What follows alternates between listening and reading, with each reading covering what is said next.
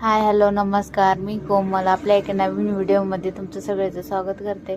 इथं ना संध्याकाळचं टाइम झालं होतं, चहा करायला लागलो होतं. मी इथं पप्पाला चहा पाहिजे संध्याकाळचं, तर मी इथं मम्मीच्या घरी आले होते, त्यामुळं पप्पासाठी चहा करायचं चाललं होतं माझं.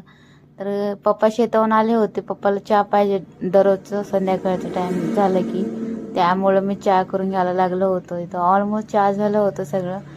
चहा शिजून रेडी होतं. तुम्ही बघू शकता किती छान असं उकळी आली होती चहाला. इथं पप्पाला द्यायचं चाललं होतं माझं. तुम्ही बघू शकता कपामध्ये चहा वाढून घ्यायचं चाललं होतं माझं. तर इथं संध्याकाळचं टाइम झालं होतं स्वयंपाकाचं बी. पप्पा ना येता वेळेस शेतातून वांगी घेऊन आले होते, तर आईनं मला तेच कट कर, वांग्याची भाजी करूया. त्याच्यानं मी वांगे कट करायसाठी लागलो होतो. आईनं चपात्या करायसाठी पीठ बी चुरून ठेवली होती, मग ते चपात्या करायसाठी लागली होती तिनं, मी वांगे कट करून घ्यायसाठी लागलो होतो. तर इथं शेंगदाणे बी कुटायचे होते मला खलबत्त्यामध्ये, तेच कुटून घ्यायचं चाललं होतं माझं शेंगदाणे. तुम्ही बघू शकता.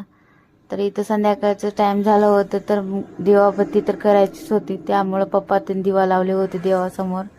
तुम्ही बघू शकता किती छान वाटते दिवा लावल्यानं. तर इथं चपात्या करायला ती आई, त्यामुळं थोडंसं शूट घेतलं मी. माझी मम्मी हाय करते, तुम्ही बघू शकता. तर इथं ऑलमोस्ट चपात्या पण झाले होते, स्वयंपाक तर सगळं आवरून झालं होतं. इथं भाजी शिजलाली, इथं चपात्या झाले होते.